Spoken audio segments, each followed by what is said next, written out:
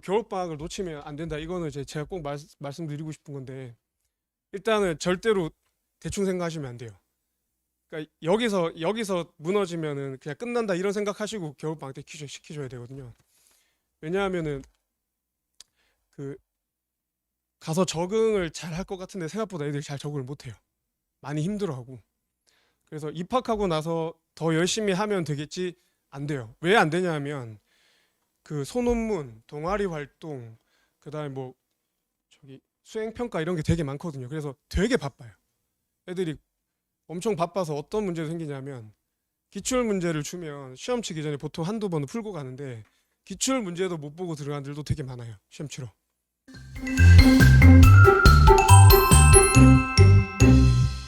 안녕하세요. 예, 불고 수학 가르치고 있는 손정환이라고 하고요.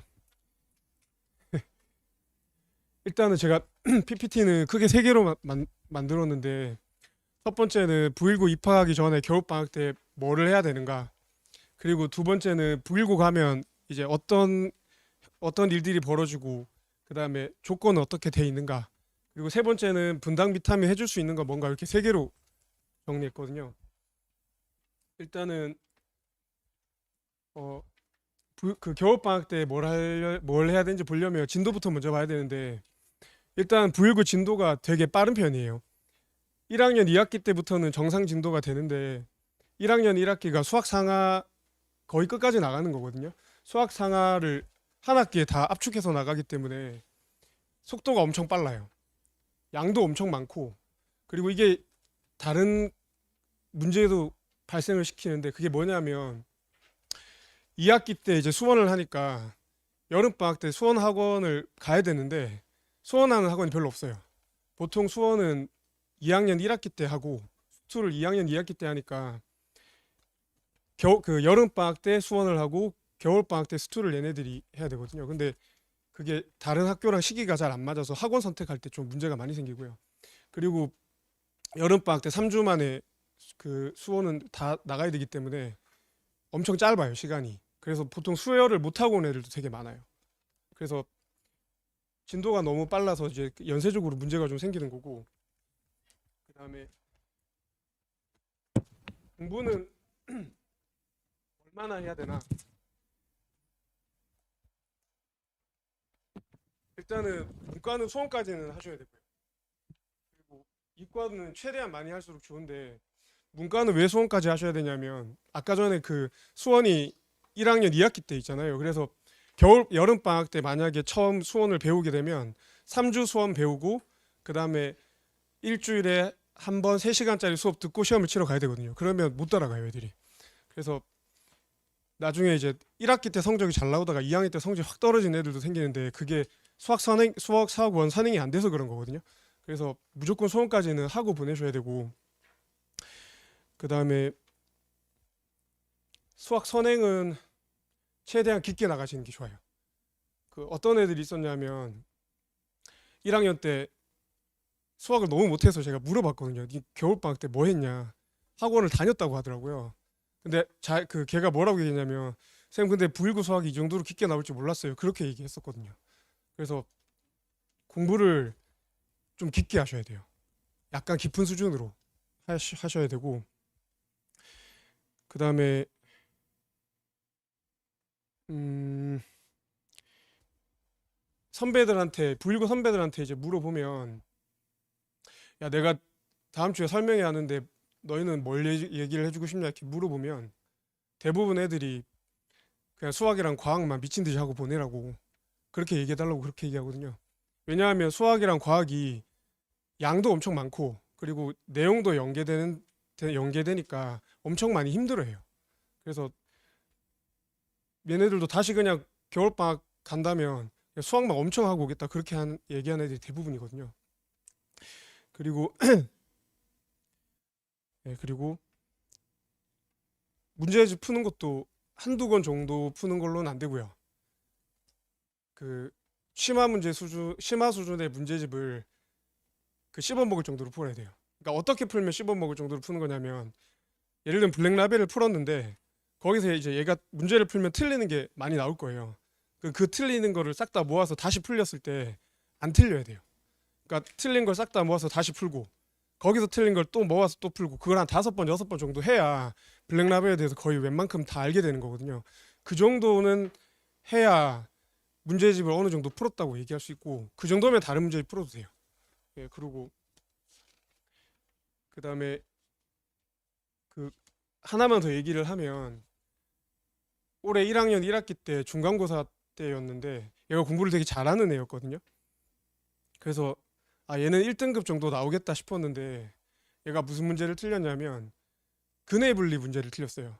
근데 근해 분리 문제가 약간 어려운 문제긴 했는데 수업 시간에 다 얘기를 해줬거든요. 근해 분리 문제가 만약에 나오면 요런 유형이 나올 거니까 요런 거 연습을 해라. 그게 틀렸어요. 그러니까 그게 제가 봤을 땐 어떻게 생각하냐면 아 요거 한 두세 번만 더 풀렸으면 맞췄을 것 같은데 그런 생각을 했거든요. 그래서 일단은 자기가 알고 있는 거라도 한 번은 더 보는 게 좋아요. 겨울 방학 때 수학 상하도. 그리고 어 919 기출은 무조건 꼭 풀리고 가시는 게 좋은데 왜 풀리고 가시는 게 좋냐면 일단은 919 시험을 쳐보면 자기 실력이 어느 정도 나오는지를 알 수 있거든요. 학교 가기 전에. 그래서 919 시험은 아마 웬만하면 학원 가면 다 가지고 있을 거예요. 그리고 제가 예전에 뿌려놨던 게 많아서 아마 웬만한 학원 다 가지고 있을 거거든요. 그래서 그거 달라고 해가지고 일단 풀려보시면 아 얘가 대충 몇 등 정도 하겠다. 그리고 몇 등급 정도 가겠다가 판단이 되고 그리고 풀어보면은 얘가 틀리는 문제들이 생기는데 공통적으로 틀리는 문제들이 생길 거예요. 그러면 아 이 부분이 약하니까 여기를 좀 더 보완해야 되겠다. 그렇게 보완하시면 되고요. 그리고 학교 부교재도 이제 미리 많이 풀어봐야 되는데 요건 좀 이따가 얘기 드릴게요. 그리고 그 수능 평가원 교육청 문제도 많이 풀어야 되는데 이건 왜 많이 풀어야 되냐면 특히 수원부터 많이 중요해지는데 919 기출 문제를 보면 수학 상하는 대부분 다른 학교들도 그런데 수학 상하는 수평교 문제가 그렇게 많진 않아요. 왜냐하면 수능 평가원 교육청 킬러 문제들이 난이도가 너무 높거나 아니면 시간이 너무 많이 걸려서 내신에 내기 좀 부담스러운 경우가 많거든요. 근데 수원부터는 수능 평가원 교육청이 이제 계속 나오니까 문제 데이터 쌓인 데이터가 엄청 많아요. 그래서 문제집도 그렇고 그다음에 학교 선생님들 그렇고 문제 내실 때 참고를 제일 많이 하시기 때문에 킬러 문제도 많이 나오거든요. 그래서 수능 평가원 교육청 문제도 최대한 많이 풀고 가시는 게 좋고 그다음에 예, 학교 부교재 학교 부교재 이따가 말씀드릴게요. 그리고 겨울방학을 놓치면 안 된다. 이거는 제가 꼭 말씀드리고 싶은 건데 일단은 절대로 대충 생각하시면 안 돼요. 그러니까 여기서 무너지면은 그냥 끝난다 이런 생각하시고 겨울방학 때 시키셔야 되거든요. 왜냐하면은 그 가서 적응을 잘 할 것 같은데 생각보다 애들이 잘 적응을 못 해요. 많이 힘들어하고. 그래서 입학하고 나서 더 열심히 하면 되겠지 안 돼요. 왜 안 되냐면 그 소논문, 동아리 활동, 그다음에 뭐 저기 수행 평가 이런 게 되게 많거든요. 그래서 되게 바빠요. 애들이 엄청 바빠서 어떤 문제도 생기냐면 기출 문제를 주면 시험 치기 전에 보통 한두 번은 풀고 가는데 기출 문제도 못 보고 들어간 애들도 되게 많아요. 시험 치러. 그래서 일단은 입학하고 나서 뭔가를 해보겠다는 안 돼요. 가기 전에 무조건 다 해놓고 가야 돼요. 그리고 안 되면 나중에 학원 보내면 충분하겠지 그 생각도 하시면 안 되는 게 그 특히 자사고 같은 경우에는 일주일에 한 번 수업하거든요. 그리고 3시간 수업하고 끝이에요. 그게 저는 그렇게 생각하시면 왜 안 되냐면 얘네들이 고등학교 가기 전에 수학 상하를 최소한 3번, 4번 이렇게 보고 가가지고 성적 나오는 게 그 정도인데 그 뒤에 과목은 만약에 한 번도 안 보고 가면 그냥 방학 때 짧게 듣고 일주일에 한 번 수업으로 똑같은 성적을 낸다는 생각 자체가 말이 안 되는 거거든요.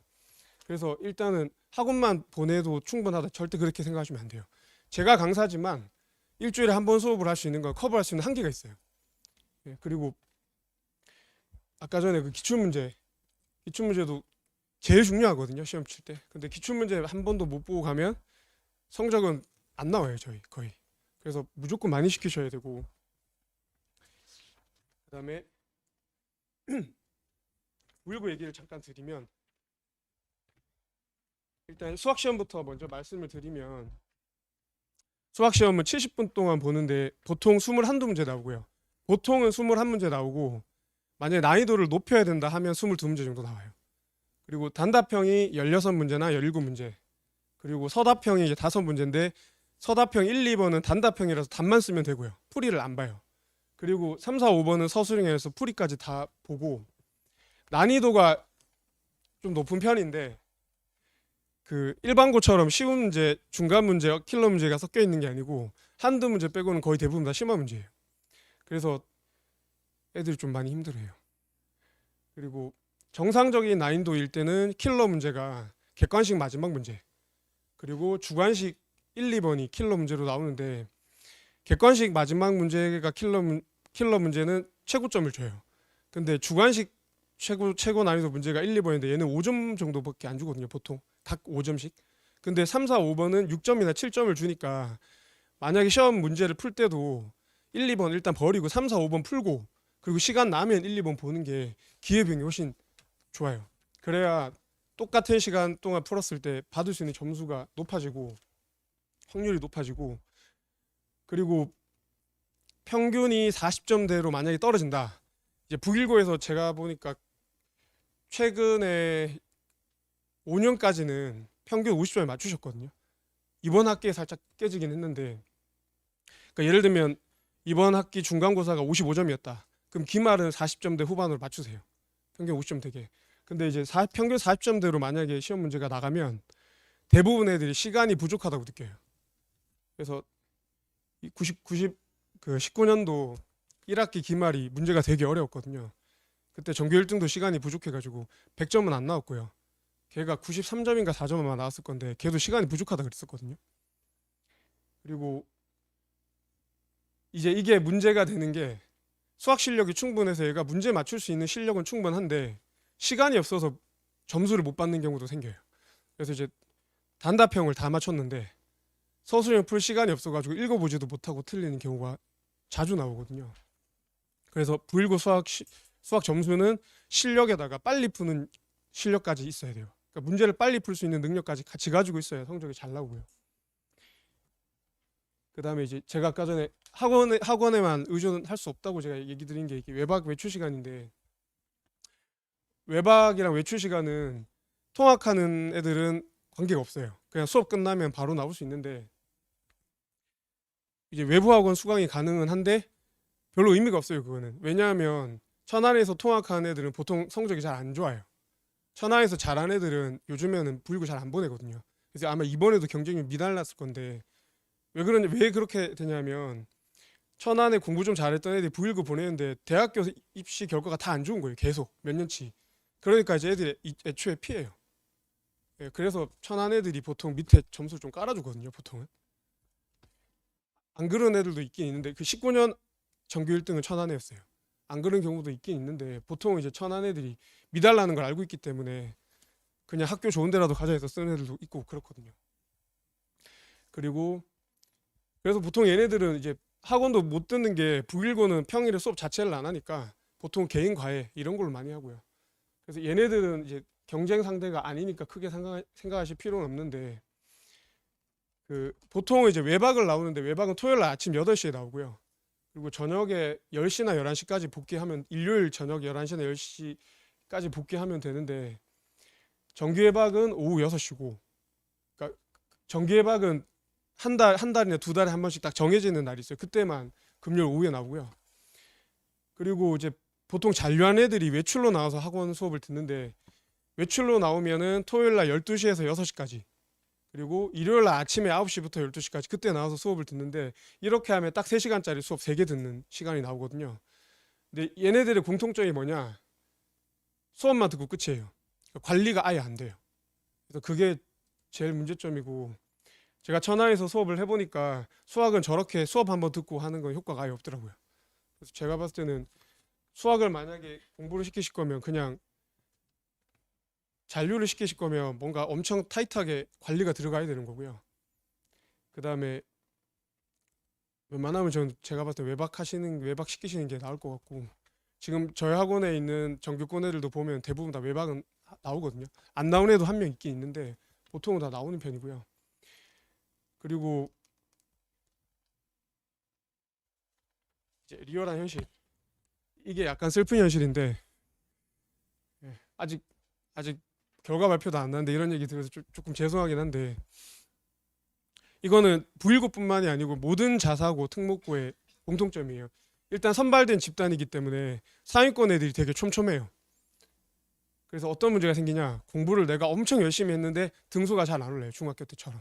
그리고 중학교 때처럼 공부하면 성적이 안 나와요. 그리고 그래서 공부를 좀 안 하면 확 떨어져요. 이게 이것 때문에 애들이 스트레스를 되게 많이 받거든요. 그래서 애들이 자퇴나 전학을 많이 가는데 1년 지날 때마다 보통 한 개 반 정도 없어진다고 생각하시면 돼요. 이거는 선배들의 얘기거든요. 그래서 보통 3학년 되면 반 세 개 정도 없어진대요. 예, 그게 현실이고, 근데 이거는 다른 학교도 비슷해요. 예, 그냥 자퇴나 저기 전학을 안 가더라도 꾸역꾸역 다니는 거지. 그리고 성적은 절대로 예상만큼 안 나와요. 왜냐하면 그런 애들만 다 모아놓고 시험을 보는 거니까 당연히 성적은 안 나오는 편이고요. 그리고 이제 그래서 이제 입시 전략이 딱 결정이 되는데, 이게 보통 2학년 1학기가 딱 끝나면 수능으로 가래랑 수시로 가래가 나눠져요. 이제 2학년 1학기까지 해보고 이 내신 나는 안 되겠다 그러면 보통 이제 수능으로 돌리거든요. 근데 저는 이제 여기서 얘기하고 싶은 게, 수능으로 돌리는 건 좋은데 내신을 아예 버리진 말았으면 좋겠어요. 그러니까 이 얘기는, 그러니까 제가 학원 강사니까 학원 수업 많이 들으라고 하는 게 아니고요. 어차피 수능으로 돌리면 인강으로 돌리거든요, 애들이. 학원을 어차피 안 나와요. 근데 왜 포기를 하지 말라고 하냐면, 내신이 안 돼서 포기한 거잖아요. 그리고 이쪽으로 사실 도망가는 게 크거든요. 여기 성적이 나올까요? 이 포기했는데. 그래서 보통은 수학으로 수능으로 돌린 애들 중에 성적 잘 나오는 애들이 별로 없어요. 애들 보면은 919뿐만이 아니고 다른 자사고도 그렇고. 그리고 이제 수능 공부를 만약에 하면 어차피 과목은 똑같거든요. 어차피 미적분, 수능으로 하든 내신으로 하든 미적분 나오는 거, 시험 보는 거 똑같은 거고 내용도 똑같은데 문제 경향은 살짝 다를 수는 있지만 수능은 더 심화돼 있거든요, 네, 문제가. 근데 확통 넘어가면서부터 성적 분포가 어떻게 되냐면 요렇게 돼요. 왜 이렇게 되냐면, 내신을 끝까지 잡은 애들, 포기한 애들, 이렇게 날리거든요, 나중에는. 근데 이렇게 포기해서 제가 결과가 별로 좋은 걸 못 봤기 때문에 어떻게든 악바리처럼 악착같이 하고 자꾸 해야 돼요. 그런 자세를 가지고 해야 성공을 좀 할 수 있고. 그리고 약간 희망적인 얘기를 드리면, 그 지금 이제 대학교 2학년 다니고 있는데, 얘가 내신이 3.17인가 3.07이었거든요. 근데 얘가 어디 갔냐면 수시로 서울대 건축학과를 갔어요. 근데 그게 되게 신기했던 게, 보통 서울대는 한 학교에서 같은 과에 두 명 이상 안 붙이거든요. 근데 얘네 반 1등이랑 얘랑 둘 다 서울대 건축학과를 동시에 붙었거든요. 그러면 이제 결론 하나예요. 면접을 엄청 잘 본 거예요. 그래서 제가, 야, 네 면접 가서 어떻게 봤니? 물어보니까 처음에 이제 시험지를 하나 주더래요. 보통 면접 수학 문제 푸는 거거든요. 그래서 다 풀고 다른 거 하나를 더 주길래 풀고 있다가 다 못 풀고 끝났대요. 그래서 자기는 떨어진 줄 알았다 그러더라고요. 일단 내신도 불리하고 하니까. 근데 이제 그 말은 다른 애들은 처음에 받은 것도 제대로 다 못 풀었다는 뜻이거든요. 왜냐하면 얘가 면접에서 그 문제를 압도적으로 잘 풀지 않으면 절대로 뚫지 못하는 정도였거든요. 내신은 3.07이면 사실 거의 포기인데, 예, 그런 경우도 있기 때문에 일단은 끝까지 포기는 안 하셨으면 좋겠고. 그 다음에 이제 분당 밑하면 뭘 할 수 있는가.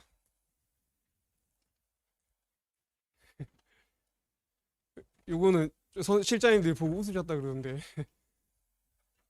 저는 개인적으로, 저도 이제 여러 학원 다녀봤는데, 어, 원장 선생님들 능력치가 다른 학원 대비 최고예요. 그러니까 제가 봤을 때 원장 선생님이 일을 진짜 잘하신다고 느낀 게 처음이거든요. 왜냐하면 전략 좀 엄청 잘 짜시고, 그 다음에 아이디어를 뭔가 내면은 어떻게든 해주려고 하세요. 실현을 시키려고 하시고, 그 다음에 이제 선생님들이 많으니까 능력 있는 선생님들이 되게 많아요. 그래서 도움을 좀 받을 수가 있거든요.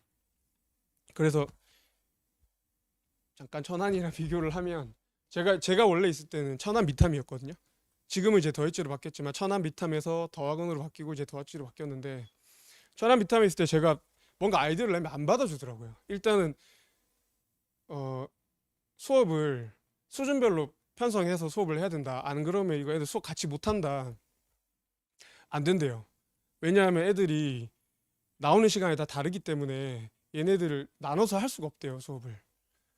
그래서 그러면 클리닉이라도 좀 하자. 클리닉은 얘가 이거 수업 듣고 바로 다른 수업 들어가야 되니까 클리닉도 못 한다고 그랬거든요. 그러니까 천안 비타면 제가 뭔가 하자고 하면 보통은 안 들어주는 방향으로 얘기를 했어요.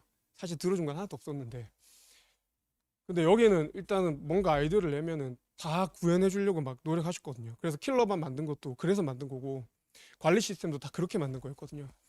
그리고 예.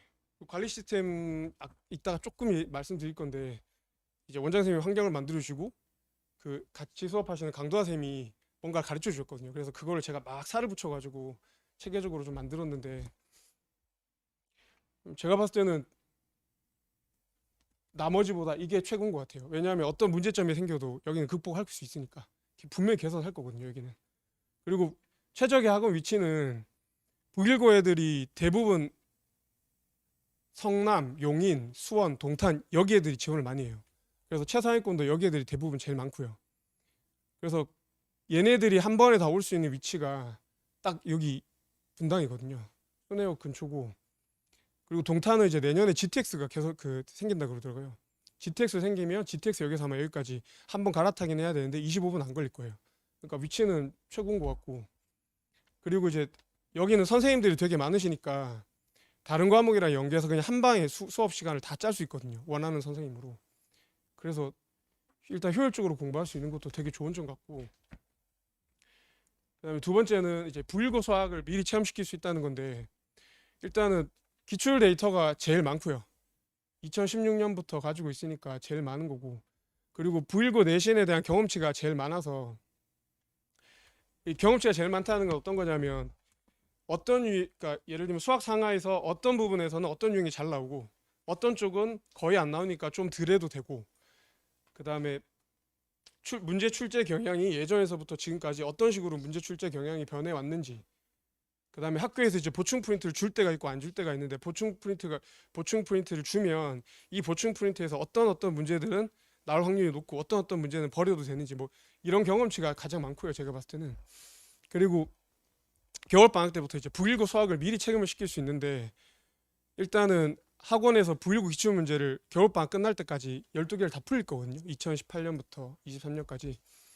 17년 거는 왜 안 풀리냐면 17년 이하는 교육과정이 개정 교육과정 전이라서 진도도 다르고 그다음에 빠지는 부분이 생겨요. 그래서 그거는 다 못하고 그다음에 부교재도 체계적으로 학습시킬 건데 이게 이제 부교재 정리한 거거든요. 18년 고쟁이, 19년 마플, 20년 하이하이, 21년 센, 22, 3년 바이블인데 여기서 하이하이나 마플 같은 거는 한 번 보고 넘어갔으니까 크게 신경 안 쓰셔도 되고 센도 난이도가 너무 낮아요. 그래서 보통은 고쟁이나 바이블 정도 풀리시면 되는데 이게 이제 문제를 분석해 보면 고쟁이가 바이블보다 살짝 더 난이도가 있어요. 근데 바이블에만 있는 특화되어 있는 문제들도 있거든요. 그래서 두 개를 그냥 다 풀 필요는 없고 고쟁이든 바이블이든 하나를 딱 정해서 아까 전에 제가 안 틀릴 때까지 계속 반복해서 풀린다 그랬잖아요. 그거를 풀리고 그게 끝나면 고쟁이에서 바이블에 없는 문제만 뽑아가지고 푸셔도 돼요. 그렇게만 해도 충분하실 거고 이건 아마 학원에서 시킬 거예요. 이렇게 할 거고 그 다음에 요건 이제 제가 실패했던 이유인데 2020년까지 수학은 제가 수강 선생님이 제일 많았거든요.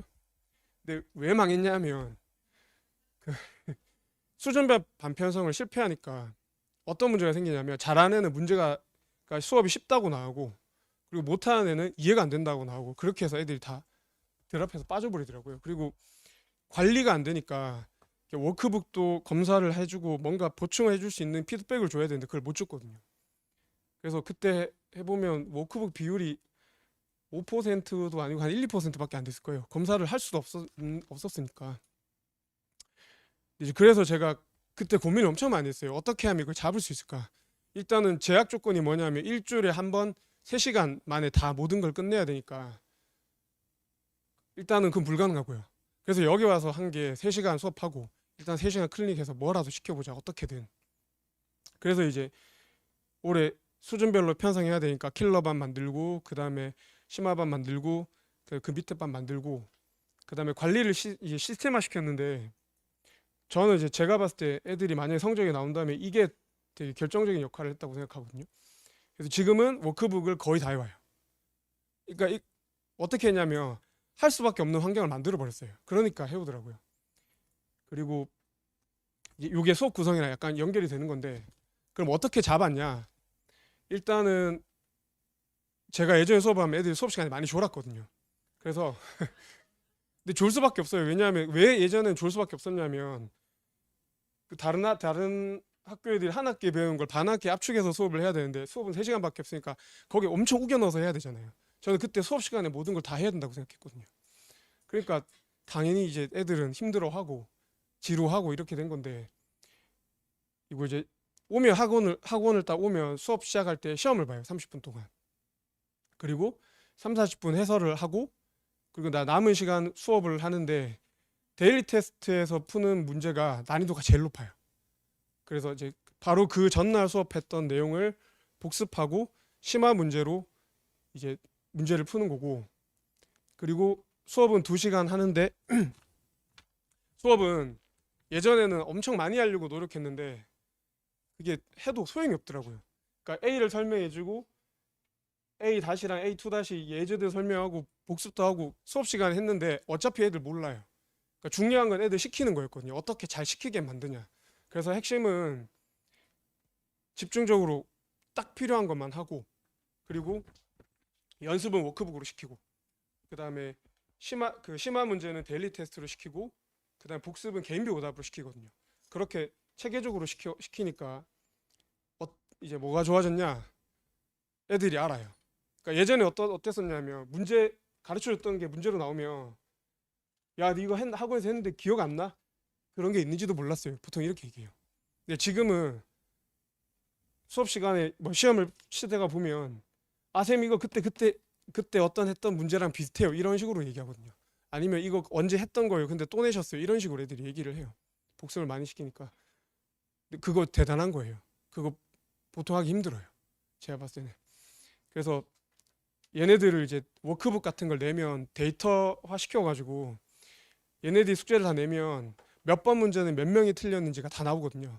그래서 그거를 나중에 따로 뽑아서 수업 시간에 다시 설명도 해주고 아니면 시간이 안 되면 조교쌤한테 수업해주라고 시키고 그 다음에 클리닉이 이제 되게 중요한데 일단 클리닉은 조교쌤하고 와서 워크북에서 틀린 문제 그 다음에 오답 문제 질문하고 풀이하고요. 여기 이제 보통 아마 전체적으로 할 거고 그 다음에 얘네들이 숙제를 개인별 오답이라고 따로 받아요. 개인별 오답 워크북을. 왜냐하면 애들마다 틀리는 부분이 다 다를 거니까. 이제 거기에서 생긴 거는 따로따로 질문해야 되니까 1대1로 질문을 하거든요. 그게 다 끝나면 이제 기출문제 시험을 풀고 풀이를 하는데 이게 약간 고민인 게 보통 애들이 요거 2개 하면 이거 2개만 해도 시간이 모자른다고 얘기를 많이 했어서 이걸 어떻게 할까 좀 고민이기는 한데 일단은 요거부터 먼저 다 끝내놓고 기출문제 지금 시험 풀릴 생각이고 그 다음에 개인별 오답은 어떻게 만드냐 그날 데일리 테스트 그 다음에 워크북 그 다음에 개인별 오답에서 또 틀리는 문제가 있어요. 그 문제만 싹 다 뽑아가지고 다음 수업 시간에 워크북으로 또 주는 거예요. 그렇게 하면 이제 틀린 거를 계속 볼 수 있거든요. 최소한 눈에는 이거라고. 근데 눈에 읽다 보면 결국은 애들이 쉽게 느끼고 결국은 하게 되거든요. 그렇게 시키니까 성적이 안정적으로 나와요. 지금 계속 성적은 안정적으로 나오고 있는데 이번 시험이 너무 쉬워가지고 그리고 여기 이제 문자 관리 시스템인데 문자 관리 시스템은 이게 이제 거의 끝날 때 그 문자라서 엄청 길긴 한데 일단은 매일 수업 오면은 문자로 나가고요. 그리고 여기에 들어가는 게 데일리 테스트, 워크북 점수, 그다음 개인별 오답에서 얼마나 많이 더 틀렸나, 재오답률 이런 거를 지금 넣어놨고요. 그리고 일단은 최대한 자세하게 적었어요. 수업할 때 우리 애가 어디를 배우고 있고 워크북은 어느 정도 하고 있고 그다음 점수는 어느 정도 나오는구나. 그리고 마지막 문자 하나만 보면 이제 전체적으로 다 볼 수 있게 누적으로 문자를 보내거든요. 네, 요렇게 돼 있습니다. 전 여기까지 하겠습니다. 혹시 질문 있으신가요? 예, 예. 보통 수업하기 전 3시간이나 수업 끝나고 3시간 하는데 그 조교쌤이 와가지고 하는 거거든요. 반에 와서. 예. 그래서 그 수업 시간이 그냥 붙어 있어요. 제가 그냥 수업 시간에 붙여달라고 했거든요. 앞에 수업 3시간 하면 뒤에 3시간 클리닉. 앞에 3시간 클리닉 하면 뒤에 3시간 수업. 예, 이런 식으로. 근데 가능하면 클리닉을 무조건 시키시는 게 좋아요. 왜냐하면 클리닉을 안 시키시면 효과가 50%도 안 나올 거예요. 예, 듣는 효과가.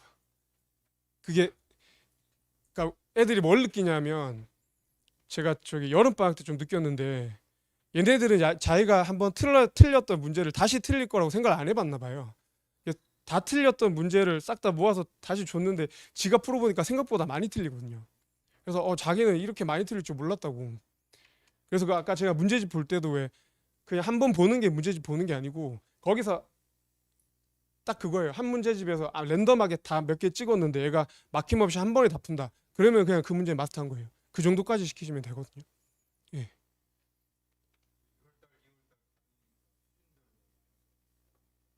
예, 그 지금 이번에는 2개로 나누는데 왜 제가 3개로 안 나누고 2개로 나눴냐면 여름 그 이제 1학기 때는 3개 반이었는데 관리 시스템이 되게 체계화되니까 반을 좀 덜 나눠도 수업이 가능하더라고요. 그래서 여름 방학 때 제가 수업을 MR반이랑 T반이랑 나눠서 했는데 MR반 애 중에 전교 1등도 있었거든요. 근데 걔네랑 다른 애들도 다 같이 수업 가능했던 걸로 봤을 때는 큰 무리가 없어가지고 만약에 이번에 반을 나눈다고 하면 애들이 너무 많아져서 나눈 거거나 아니면은 관, 관리하기 쉽거나 관리하기 쉬운 애들, 그러니까 한마디로 숙제랑 워크북 이런 거 잘해온 애들, 그다음 잘 안 해온 애들 이런 식으로 아마 나누게 될 거예요. 실력으로 나누는 게 아니고. 예. 그렇게 해야 오히려 관리가 더 편해지거든요. 예. 예. 일단은 그 과목별로 개설이 돼 있는데 수상화는 그냥 사실 저는 수상화는 이번에 들으면 더 안 해도 될 정도로 시키고 싶고요. 수어는 그 다른 선생님이 수업을 하시는데 웬만하면 한번 보기 하시는 게 수원도 다 나가실 거예요. 여름 그 겨울방학은 기니까. 예. 근데 복습을 최대한 많이 시키면서 시키셔야 돼요. 그래야 기억에 많이 남아 있고 제가 왜 이 얘기를 했냐면 그 여름 방학 때 수업할 때 야 너희 수원 그래도 한 번은 다 했지 했는데 안 한 애가 한 3-4명 있었어요. 그래서 얘네는 그 상위반 못 들어왔고 왜냐하면 얘네 같이 수업 진도를 나갈 수가 없거든요. 진도가 원체 빠르니까 3주 안에 나가야 돼서 그리고 그 미리 해놔야 복습이 최소한 한두 번은 더 되는 거기 때문에 훨씬 유리하거든요. 성적 내는데도. 그리고 그 한 번 들었다가 거의 다 잊어버린 애들도 다음에 수업할 때 훨씬 기억이 잘 나요. 그래서 수원 정도는 여기 꼭 안 보내시더라도 뭐 인강을 시키시든 뭘 하시든 그냥 수원은 무조건 한 번 시키고 보내셨으면 좋겠어요. 예. 예. 제가 봤을 때 클리닉 안 하면 성적은 절대 안 나온다고 생각하고 있어요. 아마 그 제 검색해 보시면 예전에 평이 별로 안 좋을 거예요. 왜냐하면 그 19년, 20년 얘네들은 제가 많이 가르쳐서 아는데 제가 20년에 망했다 그랬잖아요. 얘네들이 그때 다 다원으로 갔거든요. 왜냐하면 제가 봐도 그럴 것 같은 게 제가 자신이 없었어요. 이렇게 해서 성적을 낼 수 있나. 그래서 제일 고민했던 게 어떻게 하면 성적을 낼 수 있을까. 그때 이제 그래서 생각했던 게 어떻게든 강의를 잘해보고 워크북을 한번 잘 만들어보자. 아무래도 안 되더라고요. 그래서 이제 여기 와가지고 시스템 엄청 많이 바꿨거든요. 그래서 관리를 엄청 타이트하게 하는 걸로 바꾸니까 지금 이제 1학년 애들 얘기를 말씀을 드리면 1학년 1학기 중간고사 때 약간 시행착오 겪었고요. 그리고 기말 때부터 지금까지는 성적이 대부분 다 잘 나왔거든요. 사실 이번에도 그 성적이 원래 엄청 더 잘 나왔어야 됐는데 문제가 너무 쉬웠어요. 아까 전에 제가 왜 평균 50점에 맞춘다고 말씀드렸잖아요. 근데 이번 1학년 2학기는 평균이 50점보다 훨씬 높아요. 그러니까 중간이 엄청 쉽게 나왔었는데 기말은 그거보다 좀 더 쉽게 내셨거든요. 아까 이제 다른 선생님 얘기 들어보니까 다른 애들은 그렇게 얘기 안 했다고는 하는데 애들 점수 얘기하는 거 봤을 때는 애가 뭐라고 얘기했냐면 자기 하나 틀렸대요. 근데 문제가 너무 쉬워가지고 이번에 등급 받기 힘들 것 같다고 이렇게 얘기했거든요. 그래서 그래도 이건 아닌 것 같은데, 근데 조사를 해보니까 이제 반에서 한두 명 정도, 90명은 90점 이상은 그 정도 나오는 시험인데 아마 80점이 한 5등 정도 이렇게 나온 것 같아요, 이번 시험은. 근데 시험은 제가 봤을 때는 나중에는 다시 난이도가 높아질 것 같아요. 왜 그렇게 될 수밖에 없냐면 문제 난이도가 이렇게 쉽게 나오면 상위권 애들이 평탄화돼요. 그러니까 엄청 독보적으로 잘 나온 애가 하나 나오는 게 아니고 요거보다 낮은 성적 고만고만 애들이 많이 나오게 되거든요. 그럼 무슨 문제가 생기냐? 최상위권 애들을 그 수시를 쓸 때 문제가 생겨요. 그러니까 예를 들면 서울대를 못 보낸다거나 이런 문제가 생기기 때문에 난이도는 아마 조정하실 거거든요. 제가 봤을 때는. 만약에 다음에도 조정 안 하신다고 하면 그거에 맞춰서 공부를 시키는 게 맞아요. 예. 일단은 지금부터 이번 한 학기 쉬웠으니까 요렇게 맞춰서 수업한다. 그러다가 많이 어렵게 나오면 완전히 피 보는 거거든요. 그리고 그 클리닉을 하니까 뭐가 좋았냐? 그 예전에는 수업을 하면 예를 들면 이번에 문제가 어렵게 나올 것 같다. 엄청 어렵게 가르쳤어요. 근데 쉽게 나오면 애들이 다 망했어요. 실제로 그런 애가 있어요. 근데 그 이번 학기에도 그런 애가 있어서 제가 얘기를 해줬었는데, 근데 이번에 어땠냐? 2학기 중간도 그렇고 기말도 그렇고 되게 거의 킬러까지, 중간은 제가 생각했던 것보다 더 높은 킬러 문제를 풀었고요. 그리고 이번에도 거의 최상위 킬러 문제까지 다 풀었어요. 근데 애들이 성적이 안 무너졌어요. 엄청 쉽게 나왔는데도. 저는 그거의 힘은 클리닉의 힘이라고 생각하거든요. 틀린 걸 계속 보고 계속 눈에 익으니까 제가 봐도 안정적으로 성적이 나올 수밖에 없어요. 이거는 여기 경험뿐만이 아니고 예전에 일반 고수업할 때도 그런 경험을 가지고 있었는데, 왜 북일고에서는 한 번에 못했냐면 걔네들은 일주일에 2번, 3번 수업하니까 내 마음대로 다 할 수 있는데 얘네들 일주일에 한 번 3시간이잖아요. 그거 안에 못 하거든요, 그거는. 그래서 이제 그거를 어떻게든 애들이 할 수 있게 지금 시스템을 만들었다는 게, 그게 좀 차이가 나는 거죠. 예.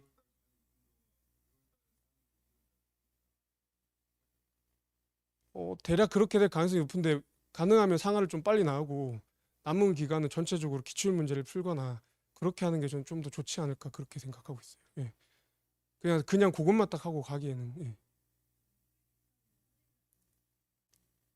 예. 그래서 조교를 제자로만 뽑아요. 왜냐하면 다른 제자를 뽑으면 설명하는 방식이 달라요. 그러면 애들이 혼란을 느끼더라고요. 그래서 가능하면 제자로만 뽑아서 하거나 아니면 제가 직접 들어가거나 그렇게 해야 되고요. 그게 되게 중요한 게, 제가 A로 설명했는데 조교 가서 C로 설명하면 얘가 혼란을 느끼잖아요. 그러면 쌓일 수가 없거든요. 예. 교재는 왜 자체적 교재를, 고등부 가면 거의 대부분 선생님들이 자체 교재 쓰시는 분이 많은데 그 왜 그러냐면 자기가 설명하고 있는 방식이나 자기가 설명하고 있는 순서에 따르면 요렇게 해야 되는데 문제집은 보통 그런 순서로 안 돼 있는 경우가 많아요. 예.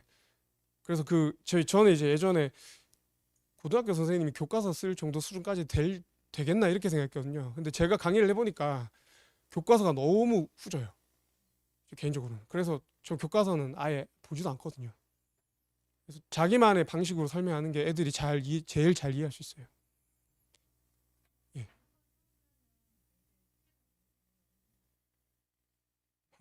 여름 방학 때는 좀 많이 줬거든요. 그때는 급했으니까. 근데 이번에는 그거보다 약간 느슨하게 줘도 될 것 같기는 한데 일단은 부교재를 다 시킬 생각이고요.